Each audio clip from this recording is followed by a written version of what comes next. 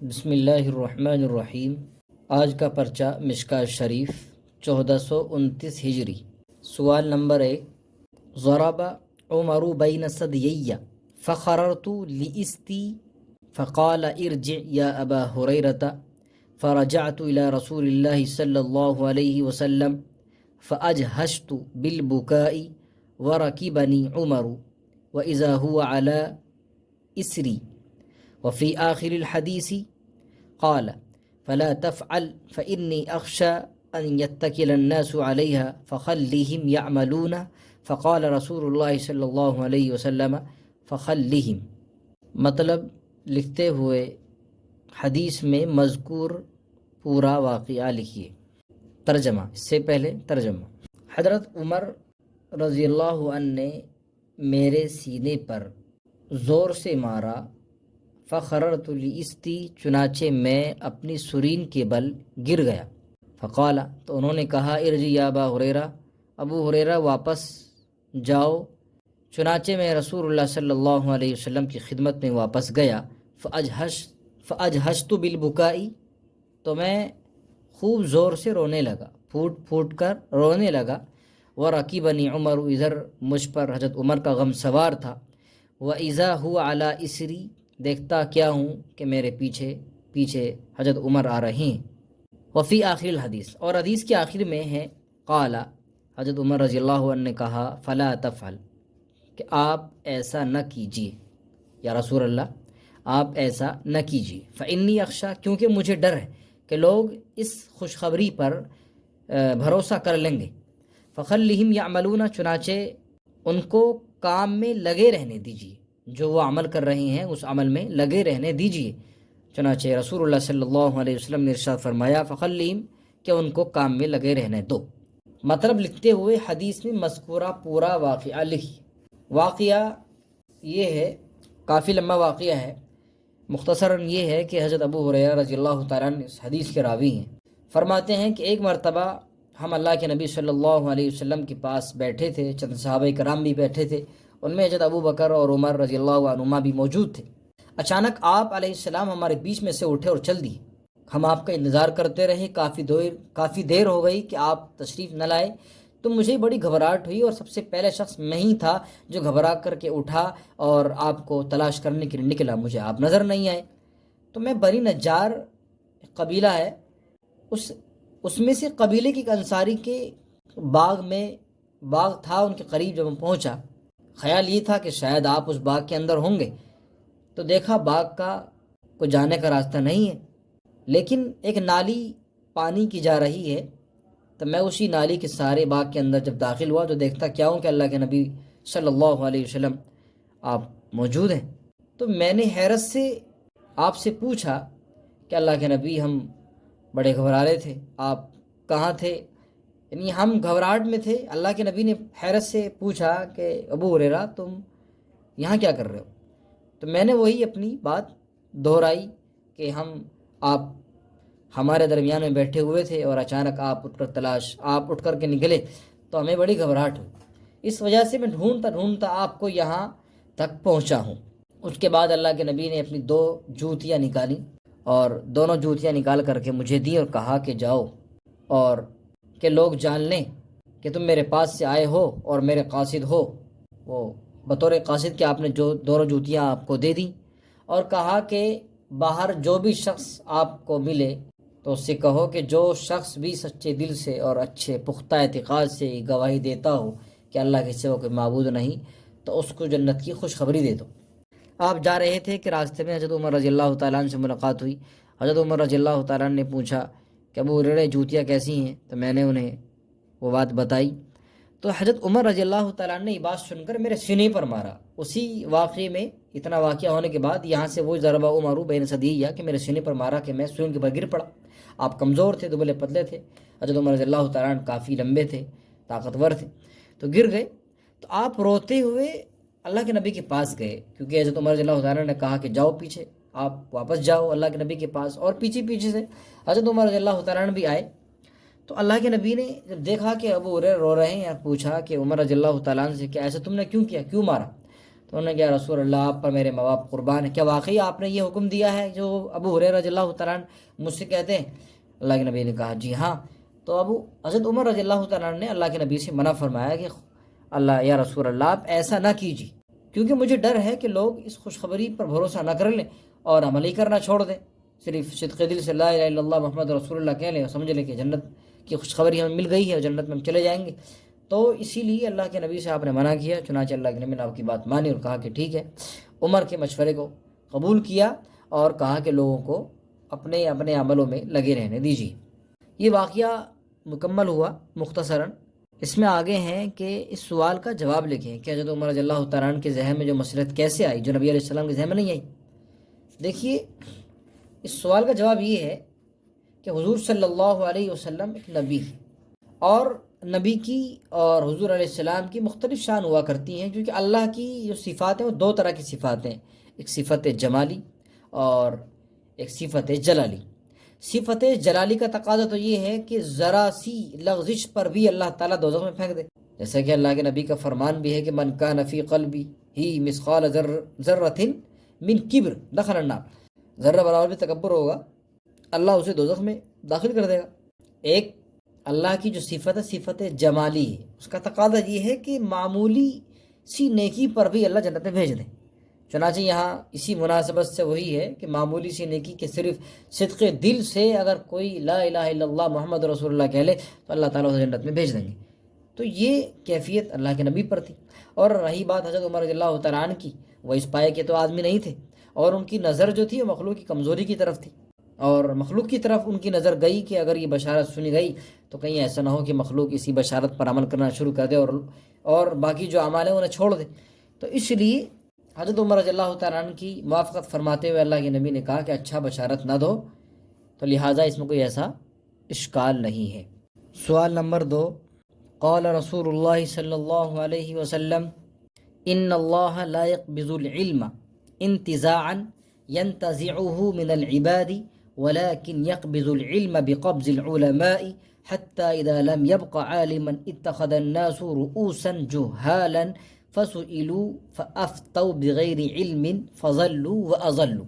ترجمہ، رسول اللہ صلی اللہ علیہ وسلم نے ارشاد فرمایا کہ بے شک اللہ تعالی دین کا علم اس طرح نہیں اٹھائے گا کہ لوگوں کے اندر سے کھینچ لے گا، ینتزعہ من العباد، کہ لوگوں میں سے کھینچ لے گا، اس طرح نہیں اٹھائے گا، ولیکن بلکہ یقبض العلم بقبض العلماء، علماء اور عالموں کو اٹھا لینے کی صورت میں علم کو اٹھا لے گا، حتی اذا لم یبق عالما، یہاں تک کہ جب کوئی عالم دین کا علم رکھنے والا باقی نہیں رہے گا، اتخذ الناس رؤوسا جہالا، تو لوگ جاہلوں کو اپنا پیشوا بنا لیں گے، فافتوا، پھر وہ فتویٰ دیں گے، بغیر علم، بغیر علم کے، علم سے خالی ہوں گے، فضلوا، تو وہ خود بھی گمراہ ہوں گے، واضلوا، اور دوسروں کو بھی گمراہ کریں گے۔ علم کے انتزاع کی جو صورت حدیث میں بیان کی گئی ہے اس کی وضاحت کریں اور بتائیں فتویٰ دینے کے لیے بنیادی شرط کیا ہے، اور غلط فتویٰ دیا جائے تو گناہ کس پر ہوگا۔ دیکھیے علم کے انتزاع کی صورت یعنی علم کے اٹھا لینے کی صورت جو بیان کی گئی ہے اس کی وضاحت کریں۔ اس حدیث کے اندر یہ بیان کیا گیا ہے کہ قیامت کے قریب علم اٹھ جائے گا، یہ بیان کیا گیا، اور وضاحت بھی کر دی کہ علم اٹھ جانے سے مراد نہیں کہ لوگوں کے دلوں سے اور ان کے دل و دماغ سے نکال لیا جائے، ختم کر دیے جائے، بلکہ مطلب یہ ہے کہ جو صحیح معنی میں علم دین کو جاننے والے ہیں اور راسخ فی العلم ہیں، علم میں مضبوط ہیں، ایسے علماء کو ایک ایک کر کے اٹھا لیا جائے گا۔ اب ظاہر ہے جب ایسے علماء باقی نہیں رہیں گے تو ان کی جگہ خالی رہ جائے گی، اور جب خالی رہ جائے گی تو مسائل معلوم کرنے کے لیے علماء کی طرف لوگ رجوع کرتے ہی ہیں، تو ایسے عالم میں لوگ ان لوگوں کی طرف رجوع کریں گے جو لوگ جاہل ہوں گے، اور ایسے جاہلوں کو ہی اپنا مقتدی، اپنا مقتدا اور اپنا امام بنا لیں گے، اور ایسے لوگوں کو غلط مسائل بتائیں گے، ایسے عالم، اور غلط فتوے دیں گے، لہٰذا خود بھی وہ گمراہ ہوں گے اور لوگوں کو بھی گمراہ کریں گے۔ اس حدیث کے اندر علم انتزاع کی وضاحت یہی بیان کی گئی۔ آگے ہیں فتویٰ دینے کے لیے شرائط کیا ہے۔ فتویٰ دینے کی بنیادی شرط تو ہے علم و معرفت کا حاصل ہونا، علم بھی ہو اور معرفت بھی حاصل ہو تو فتویٰ وہ دے سکتا ہے۔ غلط فتوی دیے جانے پر گناہ کس پر ہوگا؟ حضرت ابو ہریرہ رضی اللہ تعالیٰ عنہ سے اس میں ایک حدیث بھی ہے کہ اللہ کے نبی نے ارشاد فرمایا کہ جس نے بغیر علم کے فتویٰ دیا، من افتا بغیر علم کان اسمہ علی من افتاہ، گناہ فتویٰ دینے والے پر ہی ہوگا۔ ومن اشار علی اخیہ بامر یعلم ان الرشد فی غیرہ فقد خانہ، تو اس کے اندر بھی خیانت کرنے والا وہی ہوگا جو جانتا ہے اور بغیر علم کے بات بتاتا ہے کہ رہنمائی اور اچھی باتیں دوسری چیزوں میں ہیں اور پھر بھی غلط مسائل بتانے کو تیار ہوتا ہے، تو پھر اس کے اندر بھی خائن وہی مفتی ہوگا۔ تو اس میں فتویٰ دینے والے مفتی اور غلط مشورہ دینے والے کا انجام بیان کیا گیا ہے۔ اگر پوچھنے والے نے کسی نااہل اور جاہل سے مسئلہ دریافت کیا اور اس نے غلط مسئلہ بتا دیا تو گنہگار تو دونوں ہوں گے، اور اگر ایسے عالم ایسے وقت میں کہ وہ انسان کسی کو عالم سمجھتا ہے اور عالم بھی ہے اور لوگوں میں مولوی بنتا ہے اور لیکن وہ غلط مسئلے بتاتا ہے، تو ایسے وقت میں تو وہ خود ہی عالم گنہگار ہوگا۔ سوال نمبر 3، قال انس رضی اللہ عنہ ذکروا النار والناقوس فذكروا اليهود والنصارى فأمر بلال أن يشفع الأذان وأن يوتر الإقامة قال أيوب إلا الإقامة۔ ترجمہ، حضرت انس رضی اللہ عنہ بیان کرتے ہیں کہ کچھ لوگوں نے آگ اور ناقوس کا ذکر کیا تو کچھ لوگوں نے یہود و نصارہ کا ذکر کیا۔ پھر حضرت بلال رضی اللہ عنہ کو حکم ہوا کہ وہ اذان کو جفت کہیں، اذان کے کلمے جفت کہیں اور اقامت کے کلمے طاق کہیں۔ ابو ایوب رحمہ اللہ نے کہا اقامت یعنی قد قامت الصلاۃ کے علاوہ۔ اذان کا آغاز کس طرح ہوا؟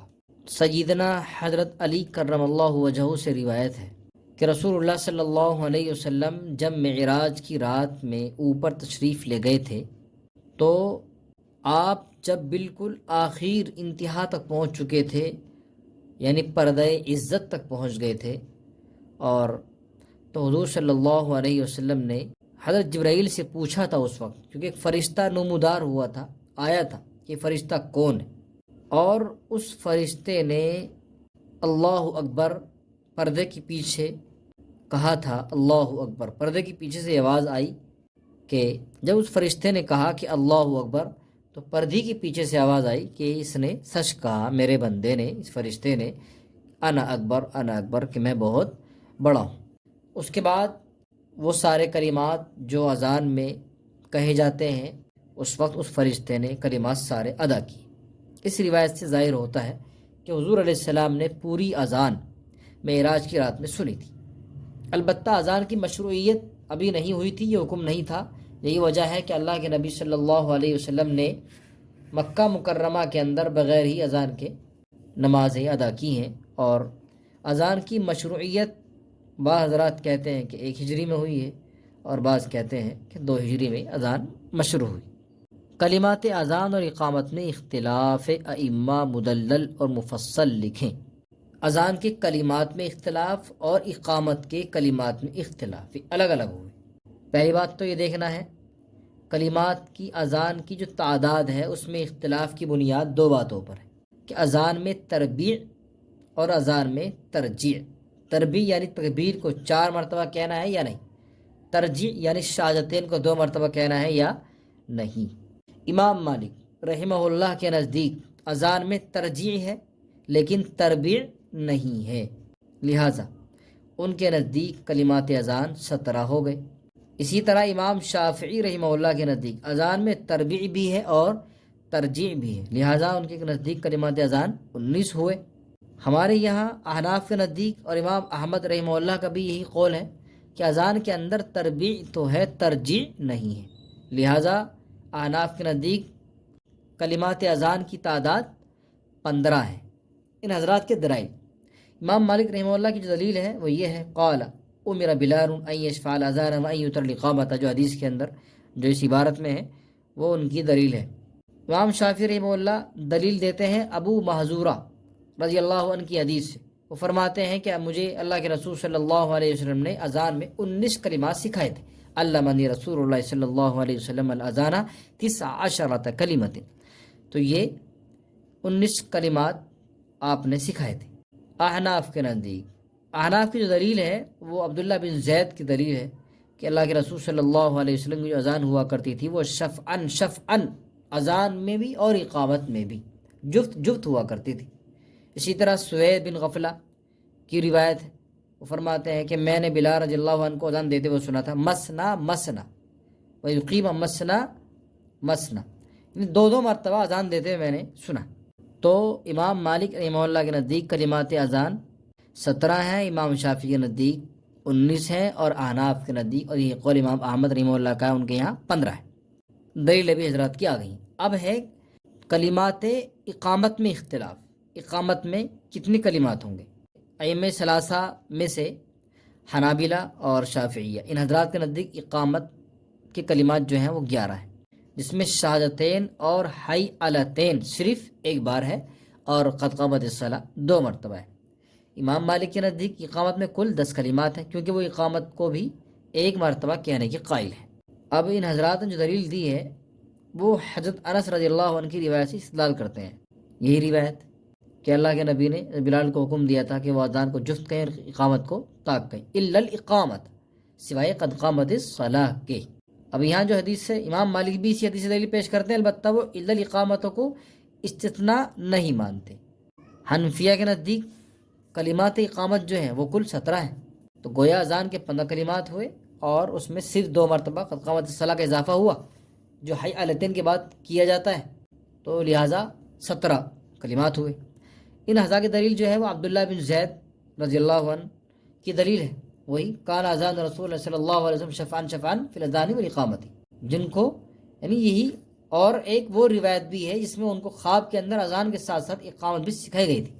ائمہ ثلاثہ کا جو جواب ہے ان کی دلیل کا، وہ یہی دیا گیا ہے کہ حدیث کے اندر ان یوتر الاقامت سے، اقامت کے اندر جو بتایا ایتار وطر، یہ لفظی نہیں ہے بلکہ صوتی مراد ہے، یعنی اذان میں مماثلت جو کلمات ہیں ان کو 2 ساز میں کہیں، اور اقامت میں ایک ہی ساز میں کہیں، یعنی وہاں اللہ اکبر اذان کے اندر الگ الگ کر کے کہیں، اور یہاں ایک ہی ساز میں کہتے ہیں اللہ اکبر اللہ اکبر اللہ اکبر اللہ اکبر، اس طریقے سے، یعنی آواز کے اعتبار سے وہاں سانس میں اور یہاں بغیر آواز کے۔ سوال نمبر 4، ان انس رضی اللہ عنہ قال ان رسول اللہ صلی اللہ علیہ وسلم اعتق صفیۃ وتزوجها وجعل عتقها صداقها واولم علیہا بحیث، صداق بھی ہو سکتا ہے اور صداق بھی ہو سکتا ہے۔ ترجمہ، حضرت انس رضی اللہ عنہ سے روایت ہے، وہ فرماتے ہیں کہ رسول اللہ صلی اللہ علیہ وسلم نے حضرت صفیہ کو آزاد کیا اور ان سے نکاح کر لیا، اور ان کی آزادی کو ان کا مہر قرار دے دیا، اور ان کا ولیمہ حیث نامی کھانے سے فرمایا۔ وضاحت مطلب لکھیں۔ حدیث شریف کا مطلب، حضرت صفیہ یہ حی بن اخطب کی بیٹی تھی، جو خیبر میں آباد قبیلے بنو قریظہ اور بنو نذیر کے سردار تھے۔ جب خیبر کے یہودیوں سے مسلمانوں کی جنگ ہوئی تھی اور اللہ تعالیٰ نے اس جنگ میں مسلمانوں کو فتح عطا کی تھی، تو حضرت صفیہ بھی ہاتھ لگیں اور بطور باندی حضور علیہ السلام کی ملکیت میں آئیں، مگر آپ نے پہلے ان کو آزاد کیا، پھر ان سے نکاح کر لیا، اور ان کی جو آزادی تھی اس آزادی کو ہی مہر قرار دے دیا، اور ان کے نکاح میں حیض کا ولیمہ کیا آپ نے۔ آگے ہے مہر کی اقل مقدار لکھ کر بتائیں کہ عشق یہ عتق مہر ہو سکتا ہے یا نہیں، اور اس میں ائمہ کا کیا اختلاف ہے۔ عتق جو ہے آزادی مہر ہو سکتی ہے یا نہیں۔ مہر کی زیادہ سے زیادہ مقدار کی تو کوئی حد اور شریعت نے مقرر کی نہیں ہے، اس کو شوہر کے اوپر ہی منحصر کر رکھا ہے۔ البتہ مہر کی کم سے کم مقدار میں ائمہ کا اختلاف ہے۔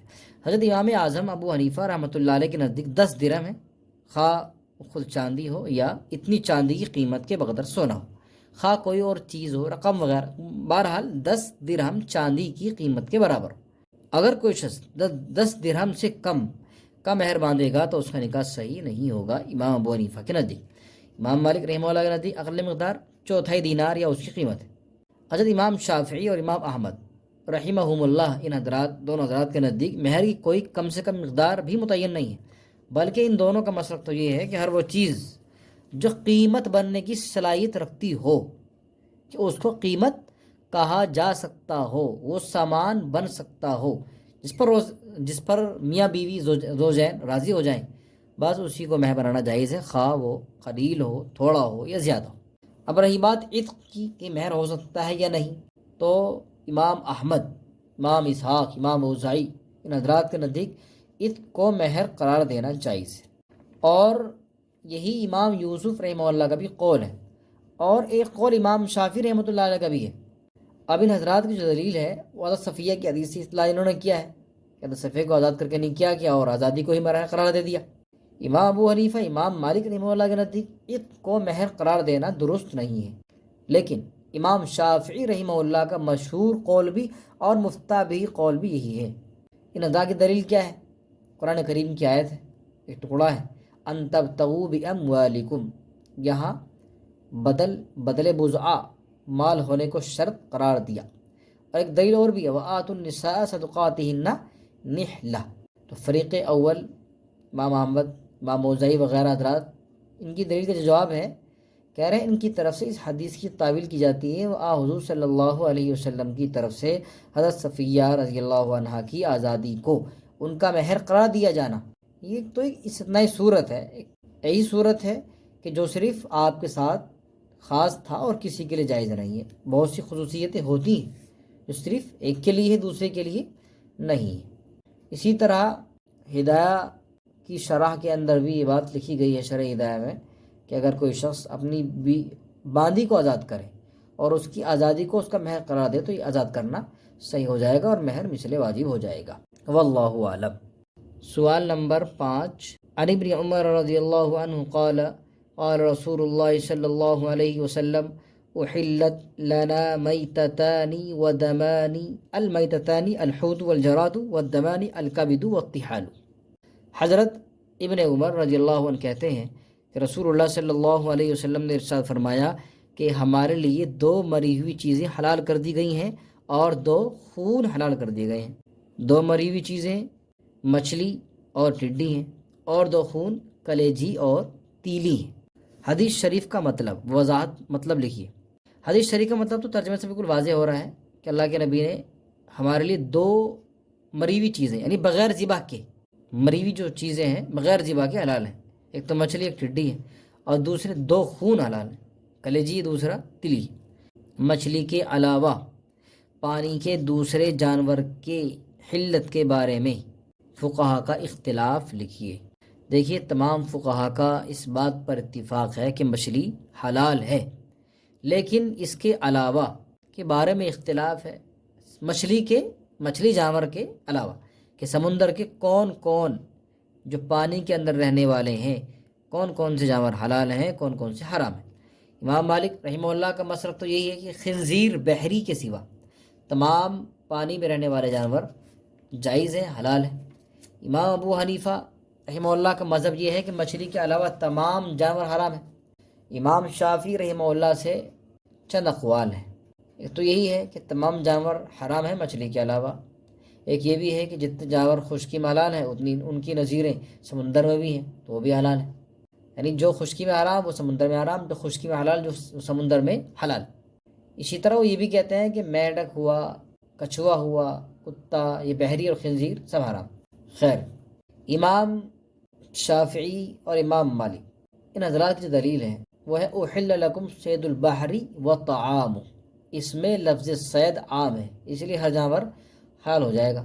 اسی طرح ایک اللہ کے نبی کا فرمان بھی بیان کرتے الحل میتۃ، الفاظ جو ہے ہر میتہ مردار جو ہے اس کی حلت قرار دی گئی ہے۔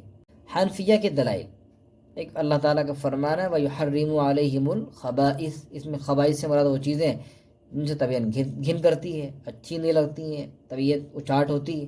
مچھلی کے علاوہ سمندر کے دوسرے تمام جانوروں سے طبیعت گھن کرتی ہے، لہذا مچھلی کے علاوہ سارے جانوروں کو خبائث مانا گیا اور ان میں داخل کر دیا گیا۔ ایک اور دلیل ہے حرمت علیکم المیتۃ، اس سے معلوم ہوتا ہے کہ ہر میتہ حرام ہے سوائے اس میتہ کے جس کی تخصیص دلیل شرعی سے ثابت ہو، ظاہر سی بات ہے۔ اور ایک دلیل یہ سوالات کے اندر جو سوال میں حدیث آئی ہے عبداللہ بن عمر سے، یہ بھی بنتی ہے کہ 2 مردار چیزیں جائز ہیں اور 2 خون ہیں وہ جائز ہیں۔